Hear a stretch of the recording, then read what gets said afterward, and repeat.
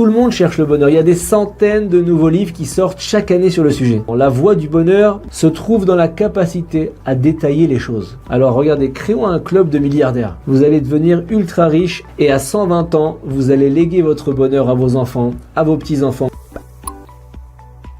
On est après 210 ans d'esclavage, le peuple juif va enfin sortir d'Égypte. Ils se rassemblent autour de leur maître Moïse et ils ont encore des séquelles physiques, psychologiques de la servitude. Ils vont goûter pour la première fois la liberté. Et là, Moshe va leur dire une phrase très étonnante. Ayom atem yotzim bechodesh ha'aviv. Souvenez-vous d'être sortis au printemps. Au printemps.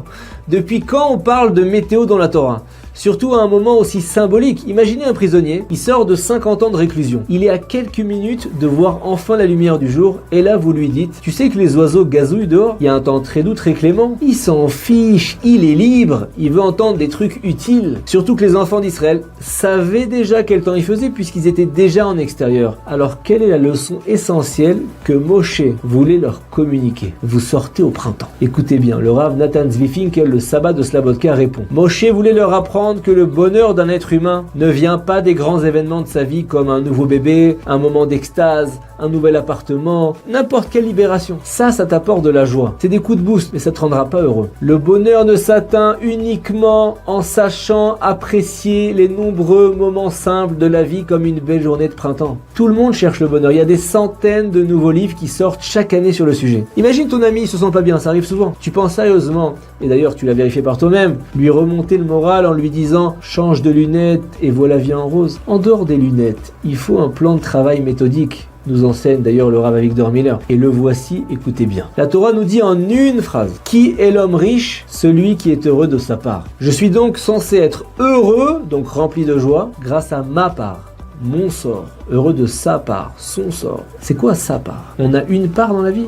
Non, la nuance elle est là. La vie c'est pas une entité, oui je vais bien, non je vais pas bien, ça n'existe pas. La vie c'est une combinaison de centaines et milliers de phénomènes et d'expériences tous les jours. Si je découvre une raison d'être heureux, j'ai une raison d'être heureux. Si je sais remarquer dans ma vie 50 choses qui me donnent du bonheur, je multiplie mon bonheur par 50. Si on décrit notre vie de manière globale, alors elle est terne. Tu kiffes ta vie ou pas? Globalement, oui. Il n'y a pas de globalement. La voie du bonheur, nous enseigne le sabbat de Slabodka, se trouve dans la capacité à détailler les choses. Quand on les additionne, on se remplit d'occasions d'être heureux et ensuite, c'est impossible d'être malheureux parce que j'ai trop d'occasions d'être heureux. Vous êtes protégé par des centaines de raisons et vous allez supporter les épreuves. Et malheureusement, on apprécie ce qu'on a que quand on se compare à ceux qui ont moins que nous, quand on nous retire une chose qu'on avait, et quand on prend le temps, ça arrive peut-être rarement, de réfléchir à ce qu'on a. Venez, on met en place la méthode maintenant. Quelles occasions j'ai d'être heureux? Déjà d'être en vie. N'est-ce pas qu'un milliardaire mort serait prêt à renoncer à toute sa fortune pour revivre et voir sa famille? Un type se rend chez un médecin qui lui décèle une anomalie par exemple. Il passe un Shabbat affreux à penser au pire. Son médecin appelle, il ose même pas décrocher. Finalement, on lui annonce qui va très bien. En sortant de chez lui, comment se sent cet homme? Ça devient le plus heureux de tous les milliardaires du monde, un bonheur qu'aucun riche ne possède. Et ça, il en est sûr. Vous passez devant des pompes funèbres.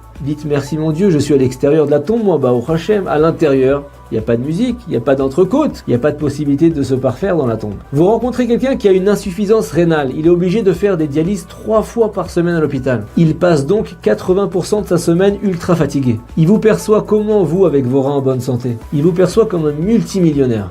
Mais vous n'en êtes pas conscient, on n'en est pas conscient. Quand vos oreilles marchent bien, c'est les meilleurs écouteurs Wi-Fi possibles. Au prochain, une occasion d'être heureux. Passer une après-midi avec un ami malentendant, c'est pas facile. Vos yeux, c'est des vraies caméras 576 mégapixels. J'ai un ami qui a perdu un œil récemment. J'en suis encore plus conscient de la valeur de mon œil. Mes dents sont bien tranchantes, bien en place.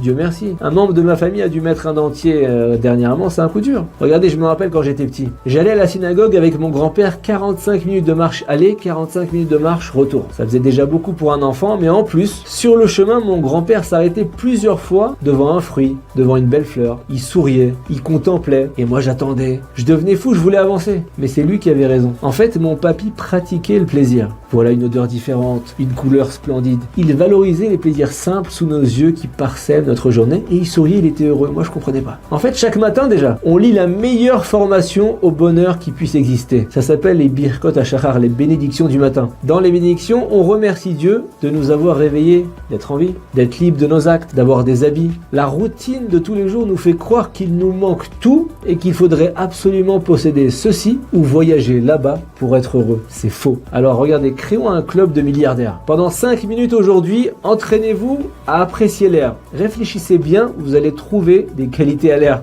Demain, appréciez d'être en vie. Après-demain, 5 minutes à apprécier d'avoir des habits. Et ensuite d'avoir des yeux qui voient. Ensuite d'avoir des parents. Et doucement, vous allez devenir très riche. Vous allez marcher comme un véritable milliardaire dans la rue, bien sûr de vous. Ça va prendre un peu de temps, mais beaucoup moins que de devenir milliardaire en argent. Mais vous serez plus heureux que lui. Dites merci pour chaque chose et même si au début vous sentez que c'est pas sincère, ça va le devenir. C'est marqué Achitsoniut, Meoreret et Apnimiut. Un acte superficiel, on n'y croit pas. Il a la capacité de réveiller notre flamme intérieure. Vous allez devenir ultra riche et à 120 ans, vous allez léguer votre bonheur à vos enfants, à vos petits-enfants qui vont commencer la vie avec le plus beau cadeau, celui d'être bien dans leur peau. D'ailleurs, je ne sais pas si vous avez rencontré de vrais tzadikim, moi ça m'arrive souvent, Baruch Hashem, les géants de la Torah, sans exception, je peux vous dire, qui vivent comme ça.